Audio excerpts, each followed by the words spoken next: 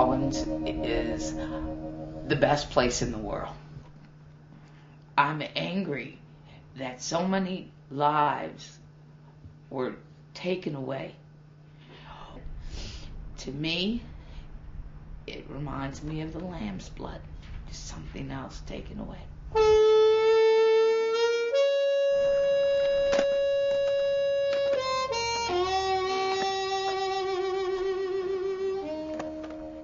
This is your dilemma.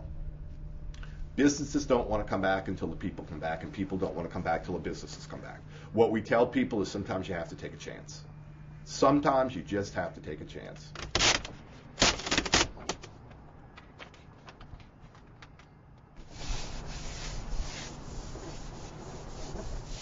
The area that we are living in and we work in was totally inundated.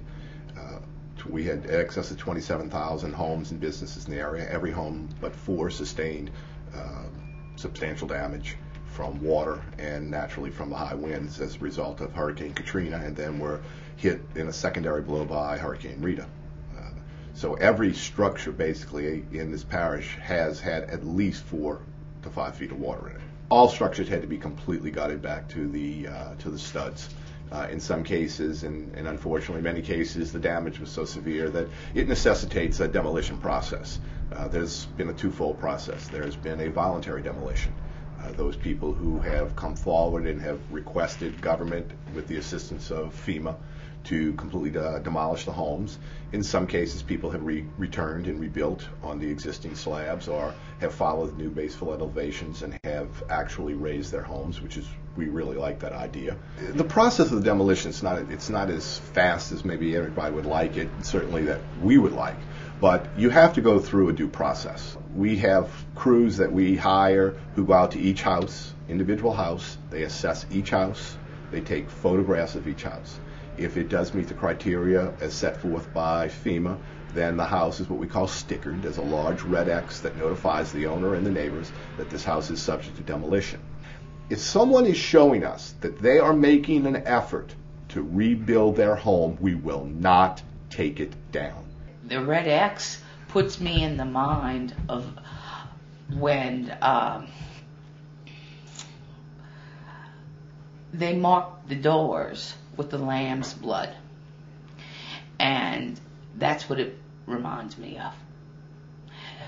When the firstborn male child of every home was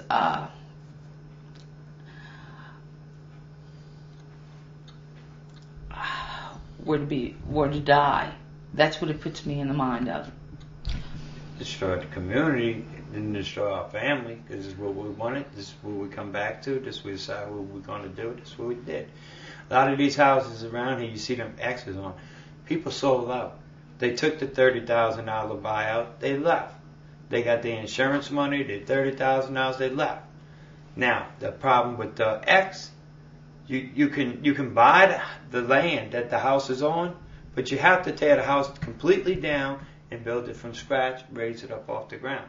People don't have that kind of money to do that. In January 2006, Ray came here every day, and he took wheelbarrow after wheelbarrow of Katrina debris.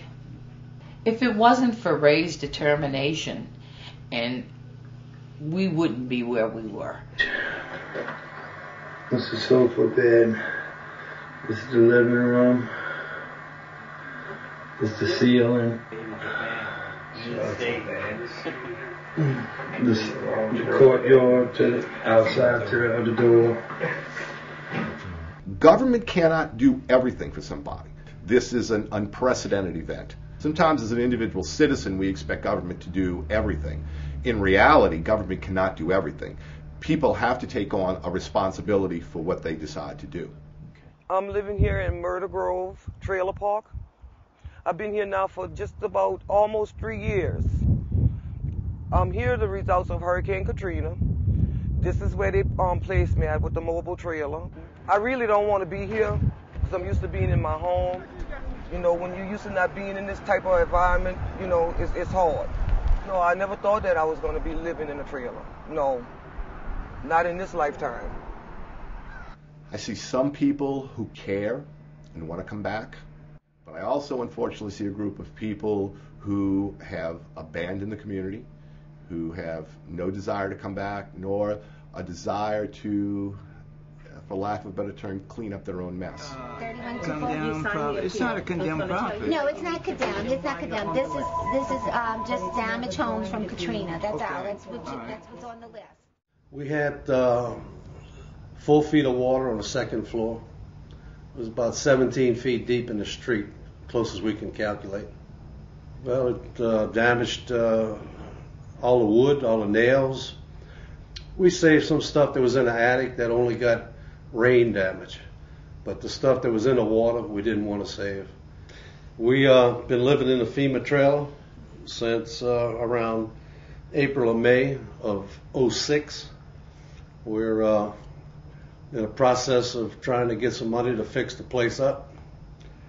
And we found out the other day that we were on a list to be demolished because we weren't as far along as the parish said we should have been. We live in an area that there might be 10% of the houses left. The other 90%'s been torn down. There's just slabs in the area. Let people grasp what's going on and see what direction they can head besides telling them, we're going to tear your house down. I mean, these people had enough burden piled on them for the last 3 years, and then to come up with something like that. I know what they're trying to do. They're trying to spur people on because human nature says you just sit back and procrastinate, and they're trying to get that over. But there's a lot of people that are taking this to heart, and blood pressures are rising, and it's going to affect people mentally and physically. Because this is mine. I don't care how messed up it is. This is my property, and we were always taught you don't touch anything that doesn't belong to you.